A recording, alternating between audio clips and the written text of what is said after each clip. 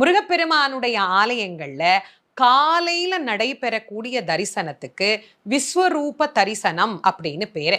சில கோவில்கள்ல விஸ்வரூபம்னே எழுதி போட்டிருப்பாங்க. சில கோவில்கள்ல திருவனந்தல் அப்படின்னு எழுதி போட்டிருப்பாங்க. இது கோவிலுக்கு கோயில் மாறுபடும். இப்போ முருகப்பெருமானுடைய கோவில்களை நீங்க எடுத்துக்கிட்டீங்கன்னா திருச்செந்தூர்ல விஸ்வரூப தரிசனம் அப்படின்னே சொல்லி நாம பார்க்க முடியும். பழனியிலையும் விஸ்வரூப தரிசனம்னு பார்க்கலாம். ஆனா பழமுதிர்ச்சோலை போனீங்கன்னா திருவனந்தல் பூஜை அப்படின்னு அந்த பூஜைக்கு பேரு.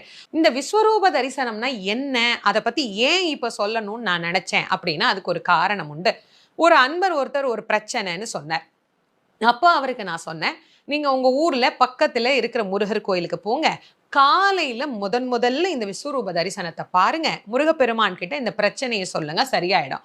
உடனே அவர் கேட்டாரு, அப்படின்னா என்னன்னே எனக்கு தெரியாதே அப்படின்னார். இந்த மாதிரி நிறைய பேர் விஸ்வரூபம்னா என்னன்னே தெரியாதுன்றாங்க.